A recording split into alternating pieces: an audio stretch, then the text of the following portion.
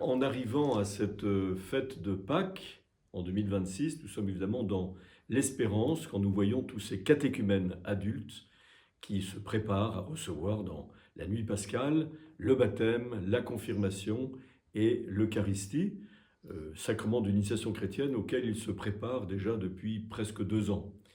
Ce sont de nombreux catéchumènes en France, comme nous le savons, 13 234 adultes qui vont être baptisés à Pâques en France, donc 82% entre 19 et 40 ans. Vous voyez que ce sont des jeunes généralement, comme chez nous, dans un diocèse de vieille chrétienté où nous aurons cette année près de 115 adultes plutôt jeunes qui vont être baptisés. C'est un grand message d'espérance parce que dans cette société où grandit parfois une certaine hostilité contre l'Église catholique, relayée par certains médias, eh bien nous voyons que des jeunes viennent frapper à la porte de l'Église, souvent après une lourde épreuve ou dans une recherche inquiète de sens à donner à leur vie que notre société d'aujourd'hui ne satisfait pas.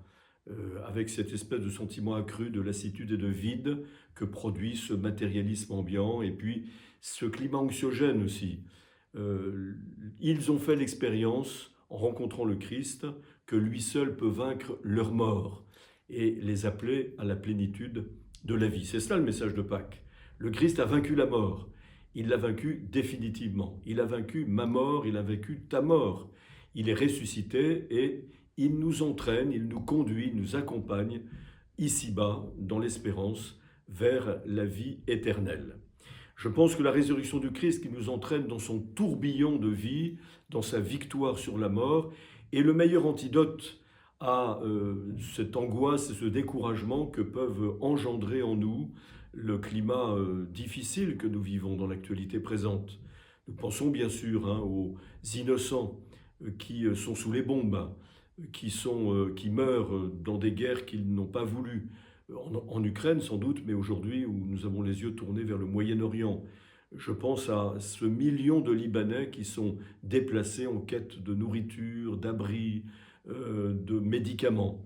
Je pense aussi à ce climat de violence et de haine qui grandit dans notre société française, à la faveur de politiques qui attisent la haine et qui, au nom d'un messianisme temporel, pensent que l'homme nouveau surgira d'un chaos qu'ils sont en train d'organiser.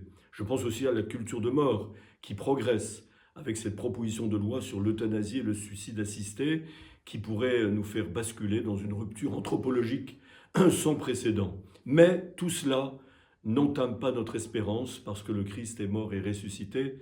Et comme Jésus le dit au moment de la résurrection de Lazare dans l'Évangile, cette maladie, ces drames ne conduisent pas à la mort définitive, mais ils sont pour la gloire de Dieu qui se manifeste dans la victoire du Christ ressuscité. Alors nous pensons bien qu'aujourd'hui, l'Église a besoin de se constituer en oasis. Qu'est-ce que c'est qu'une oasis au milieu du désert?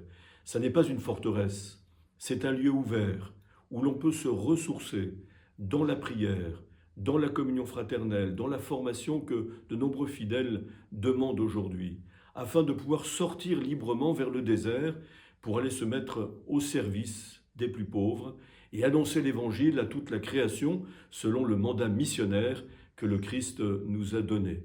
Soyons ces oasis de fraîcheur et d'élan missionnaire qui permettront aux hommes de notre temps qui souvent meurent de soif à côté d'une source à laquelle nous pouvons si facilement nous désaltérer au cœur de l'Église, soyons ces oasis qui répondent à cette quête de sens, qui répondent à cette souffrance aussi, qui touche tant et tant de nos contemporains. Alors je vous souhaite vraiment, dans l'espérance, de saintes et joyeuses fêtes de Pâques.